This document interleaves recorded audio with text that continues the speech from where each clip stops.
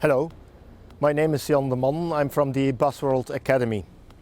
Now, since half March, every bus and coach activity in Europe and in North America and in Latin America has come to a complete stop. This is different where you are.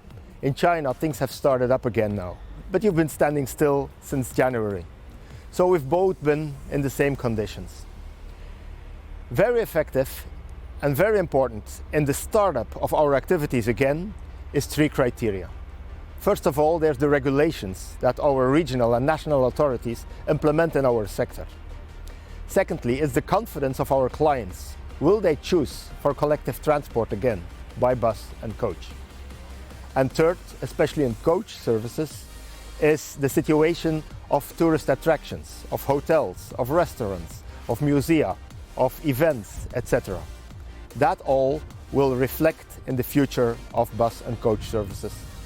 Now, in the continuation of our services or in the restart of bus operations, two things are very important to keep in mind. First of all is the safety of our own staff, of driver and conductor. This is done with the separation of the passenger space and the driver space, and with the closure of the front door. Only the rear door is used for passengers. And of course, we have the gels available as well for our staff as for the passengers.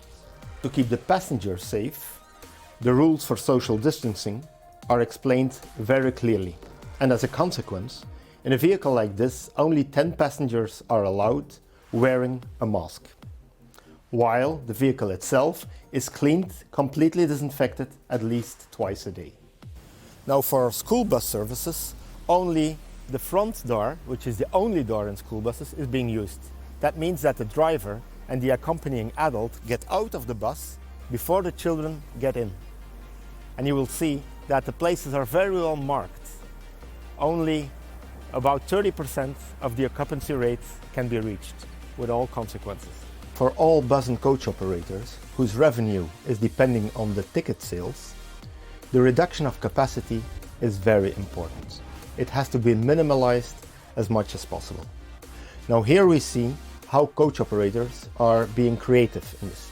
This is a setting that could be used for tourism, where couples travel at least 1.5 meter distance from one another.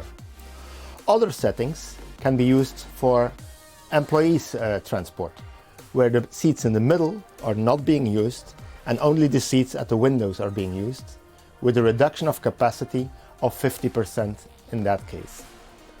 In this case, for tourism, the capacity of a coach has been brought back to 30 to 35% of the original capacity of a vehicle.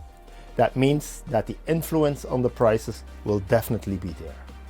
Other solutions that bus and coach operators are trying to find is the use of plastics in between the seats, trying to reduce the loss of capacity to less than 30%, and hoping that their revenue can be kept upscale that way.